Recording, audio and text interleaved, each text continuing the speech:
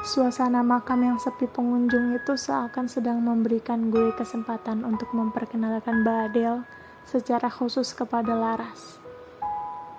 Jadi, kemarin sehabis pergi dari Cianjur, lo kesini, Yan? Tanya Mbak Adele ragu-ragu. Gue mengangguk. Setiap ada masalah besar, gue selalu datang ke sini. Meski Laras udah nggak ada, tapi dirinya tetap menjadi pendengar setia yang paling gue suka. Dia selalu mendengar semua keluhan gue tanpa menghakimi gue sama sekali. Beberapa waktu yang lalu, gue ngobrol lagi sama Laras. Gue juga menceritakan tentang seseorang yang bernama Livana Ladiana kepadanya. Gue? Tanya Mbak Adele sambil menunjuk ke dirinya sendiri.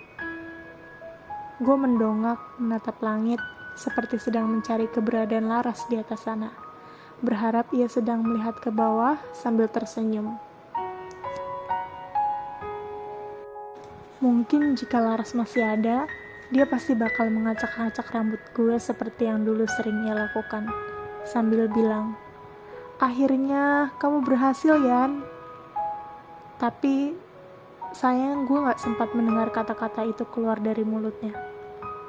Gue melirik Mbak Adele yang masih sedang termenung melihat ke arah batu nisan.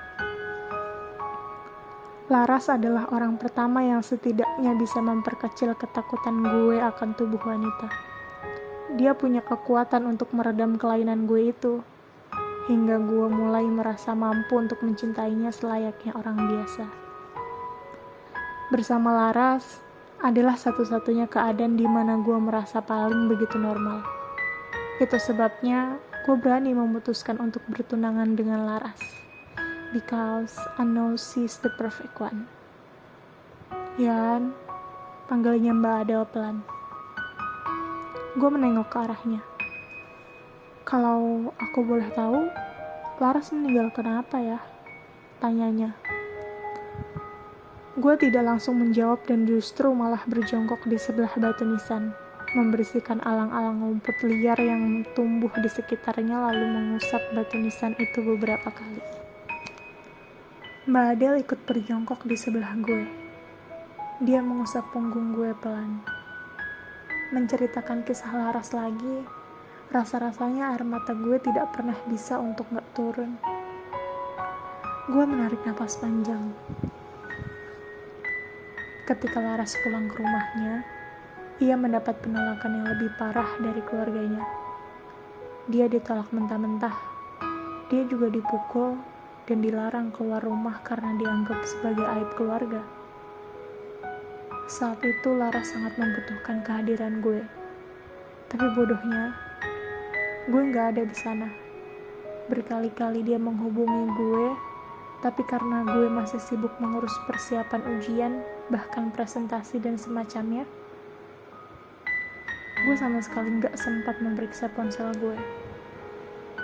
Pada akhirnya, Laras mengambil jalan pintas untuk menyelesaikan semua masalahnya sendirian. Pukul 2 siang di kamarnya, Laras ditemukan sudah gak bernyawa. Dia meninggal dengan cara gantung diri. Ketika gue mengetahui berita itu, gue langsung kehilangan kesadaran. Gue merasa tanah yang gue pijak seketika runtuh dan menenggelamkan gue ke dalam kegelapan. Gue gak percaya seorang Laras yang gue kenal sudah tidak ada lagi di dunia ini. Karena saking kalutnya pikiran gue saat itu, gue langsung mengambil motor dan pergi ke Semarang. Bayangin, Liv, gue pergi ke Semarang menggunakan motor butut gue. Goblok banget kan? Gue sampai gak kepikiran untuk naik kereta. Ujar gue sedikit terkekeh ketika mengingat kejadian busuk itu lagi. Tangan Mbak Adele mengusap air mata yang jatuh dari kedua mata gue. Sesampainya di Semarang, jenazah Laras sudah dikebumikan. Di depan nisannya, gue sampai memaki Tuhan dengan kata-kata kasar karena merasa sangat kecewa. Apa dosa yang udah gue perbuat? Tindakan apa yang udah gue lakuin sampai buat Tuhan sangat murka? Sampai-sampai gue gak diberikan izin untuk melihat muka Laras untuk yang terakhir kalinya. Segala sumpah serapah dan caci maki terlontar ke langit. Ini benar-benar tidak adil. Kami berdua terlahir dengan kondisi yang tidak pernah kami inginkan. Kami terbebani dengan aib yang tidak pernah bisa kami sembuhkan.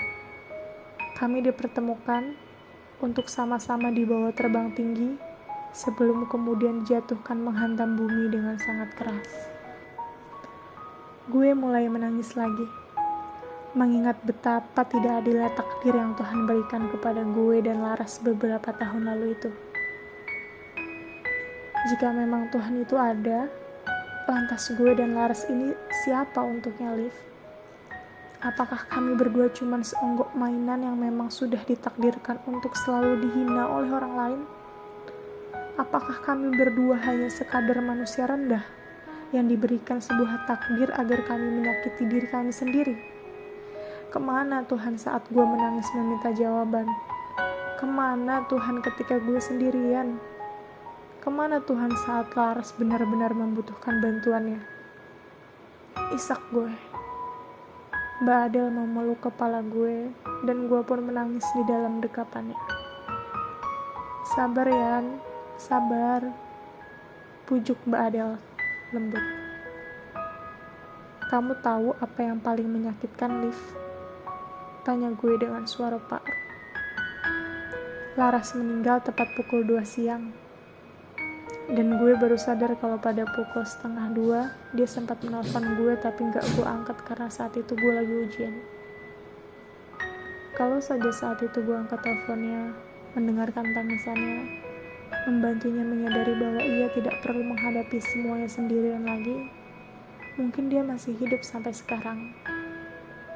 Kalau saja saat itu gue ikut pulang dengannya dan merelakan tidak ikut ujian, mungkin kami sedang hidup bahagia sekarang. Tidak dipaksa untuk hidup terpisah dunia seperti ini. Gue terus menangis, berharap air mata yang jatuh akan menembus tanah, membasahi wajah Laras, lalu Tuhan pun merasa iba dan membiarkan kami hidup bersama sekali lagi.